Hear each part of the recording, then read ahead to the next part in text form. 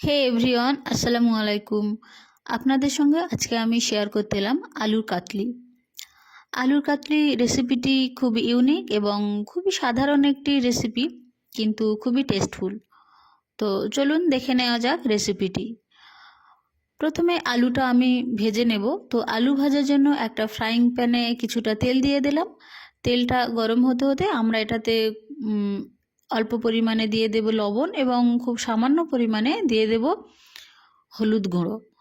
এগুলো দেওয়ার পরে আমি তেলের সঙ্গে এটা একটু ভালোভাবে নেড়ে নেব। তারপরে আমি দিয়ে দেব আলুটা। এখন আমি তেলের উপরে দিয়ে দিচ্ছি আলুটা ভাজার জন্য। আমি আলুটা ভালোভাবে কেটে ধুয়ে নিয়েছি এবং এটি গোল গোল আকারে কেটে নিয়েছি, দেখাই পাচ্ছেন। তো এরকমভাবে আমরা অনেকেই আলু ভাজি। এই আলু ভাজার সঙ্গে আমরা অনেকেই পরিচিত। তো আমি প্রথমে এটি যেমনভাবে ভাজে খুব সাধারণভাবেই আমি সেভাবেই ভেজে নেব। তো দেখা পাচ্ছেন এটা আমি ভাজছি। আমি এইভাবে প্রথমে এটাকে প্রায় 8 থেকে 10 মিনিট সুন্দরভাবে ভেজে নেব এবং এটা মাঝে মাঝে আমরা নাড়তে থাকবো যাতে চুঁয়ে না যায় বা কড়াইয়ের গায়ে লেগে না যায়। তো এটা অবশ্যই খেয়াল রাখতে হবে যাতে কড়াইয়ের গায়ে আলুটা লেগে না যায়। তাই আমরা কিছুক্ষণ পর পর এরকমভাবে নাড়তে থাকবো। এরকমভাবে আমরা প্রায় 8 থেকে 10 মিনিট আলুটা ভেজে নেব। যেহেতু আলুটা পাতলা পাতলা করে কাটা, সেহেতু বেশি ভাজার দরকার নেই। এবার আমরা ওই একই আলুটা তুলে নিলাম এবং ওই একই কড়াতে দিয়ে দেব 3টে শুকনো লঙ্কা। লঙ্কা 3টে আমরা খুব ভালোভাবে ভেজে নেব। যাদের লঙ্কা ভাজা আগে থেকেই থাকবে তাদের আবার এক্সট্রা করে ভাজার কোনো দরকার নেই। লঙ্কাটা ভেজে আমরা তুলে নিয়েছি। ওই একই কড়াইয়ে আমি দিয়ে দেবো 1 চামচ পরিমাণ জিরে, গোটা জিরে দিয়ে দিলাম এবং এরপরে দিয়ে দেব 2 পিঞ্চ মতো হিং। তো হিং দিয়ে দেওয়ার পরে আমি এটা ভালোভাবে নেড়ে নেব। আমরা অনেক খাবারে হিং ব্যবহার করে থাকি। হিং থেকে একটা সুন্দর স্মেল আসে। তো এই স্মেলটা খুবই সুন্দর। যখন তেলের উপরে হিংটা ফেলবেন দেখবেন অবশ্যই করে একটা স্মেল আসবে, যেটাতে এমনিই মন ভালো হয়ে যায়। তো হিংটা দেওয়ার পরে কিছুক্ষণ নাড়াচাড়া করে নিয়ে আমি দিয়ে দিচ্ছি টমেটো। এখানে আমি একটা বড় সাইজের টমেটো নিয়েছি। টমেটোটা আমি ছোট ছোট কিউব আকারে কেটে নিয়েছি। তো টমেটোটা আমি দিয়ে দিলাম এবং একবার ভালোভাবে নেড়ে চেড়ে নেব। এরপরেই আমি দিয়ে দেব লবণ। তো লবণটা আমরা আমাদের নিজেদের স্বাদ মতো দেব এবং 1/2 চামচ দিয়ে দিচ্ছি হলুদের গুঁড়ো।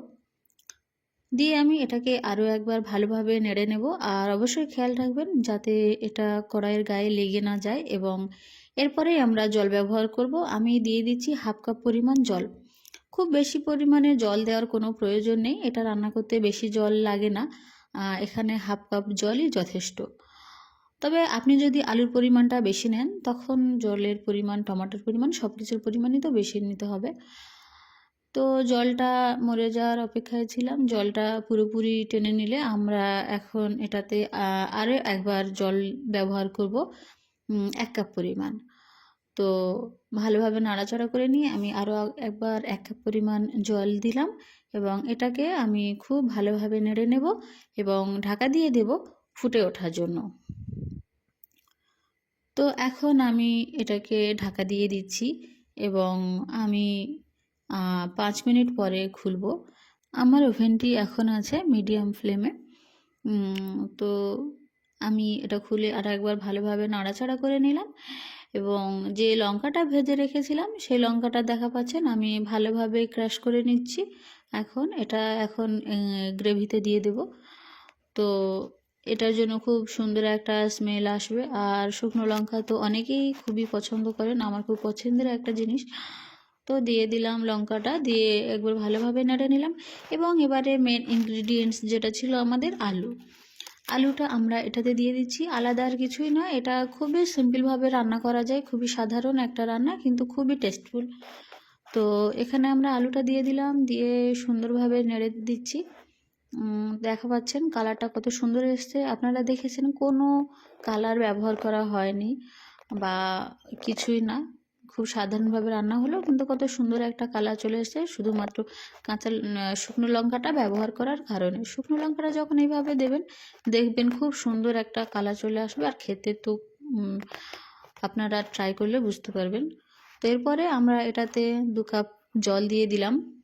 জল দিয়ে এটা ঢেকে দেব এবং 5 থেকে 7 মিনিট আমরা এটা আরও রান্না করব এবং এটা খোলার পরে দেখা পাচ্ছেন এই অবস্থা। তো আমরা একবার নেড়ে দেব।